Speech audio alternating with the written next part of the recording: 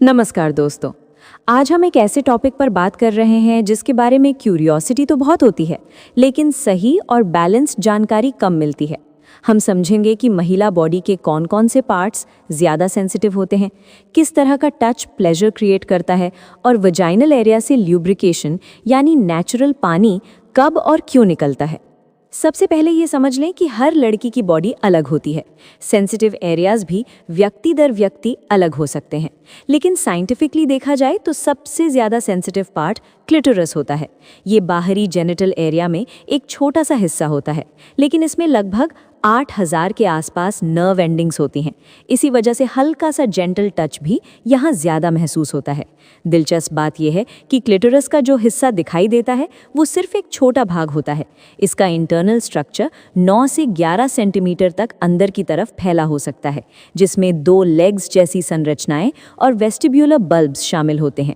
एक और interesting fact ये है कि गर्भावस्था की शुरुआती हफ्तों में क्लिटोरिस और पीनिस एक ही स्ट्रक्चर से डेवलप होते हैं, जिसे जेनिटल ट्यूबरकल कहा जाता है। बाद में हार्मोन्स के असर से दोनों अलग दिशा में विकसित होते हैं। इसी वजह से दोनों में कुछ स्ट्रक्चरल सिमिलैरिटीज पाई जाती हैं।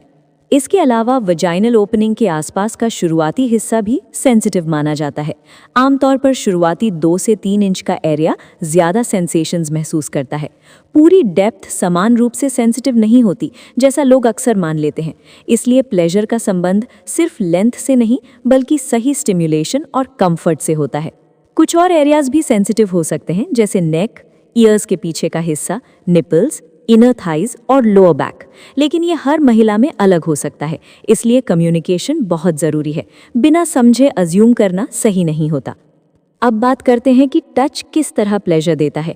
जब कोई लड़की मेंटली रिलैक्स्ड हो, कंफर्टेबल फील करे और इमोशनल कनेक्शन हो, तब बॉडी पॉजिटिव रिस्पॉन्स देती है। स्लो, जेंटल और रिस्पेक्टफुल टच आमतौर पर ज़्यादा अच्छा फील होता है। अचानक या रफ तरीके से टच करना डिस्कम्फर्ट पैदा कर सकता है।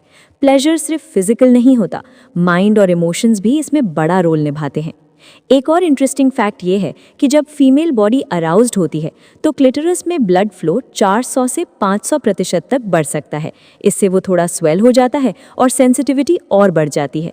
यही कारण है कि सही मूड और कंफर्ट होने पर सेंसेशन ज़्यादा इंटेंस महसूस हो सकती हैं। अब सवाल आता है कि वजाइनल एरिया से पानी कब निकलता है।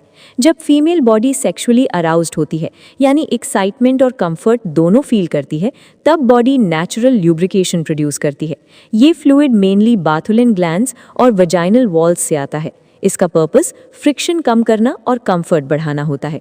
ये एक नेचुरल और हेल्दी रिस्पॉन्स है। हर लड़की में ल्यूब्रिकेशन की मात्रा अलग हो सकती है।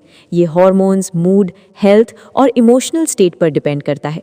कभी-कभी स्ट्रेस, एंजाइटी या हार्मोनल चेंजेस की वजह से ल्यूब्रिकेशन कम हो सकता है और ये बिल्कुल सामान्य बात है। एक और महत्वपूर्ण बात यह है कि क्लिटोरिस में आमतौर पर पुरुषों की तरह रिफ्रैक्टरी पीरियड नहीं होता, यानी सही कंफर्ट और मूड में कुछ महिलाएं लगातार मल्टीपल सेंसेशंस महसूस कर सकती हैं, लेकिन ये भी व्यक्ति पर निर्भर करता है। सबसे ज़रूरी बात यह है कि प्लेजर सिर्फ एक बॉडी पार्ट पर डिपेंड नहीं करता। रिस्पेक्ट, ट्रस्ट, अंडरस्टैंडिंग और इमोशनल सेफ्टी उतने ही ज़रूरी हैं। सही नॉलेज और ओपन कम्युनिकेशन ही हेल्दी रिलेशनशिप की फाउंडेशन होती है। उम्मीद है कि अब ये टॉपिक आपको क्लियर, सिंपल और साइंटिफिकली समझ में आया होगा। सही जानकारी ही कॉन्फिडेंस देती है और बेवजह के मिथ्स को खत्म करती है।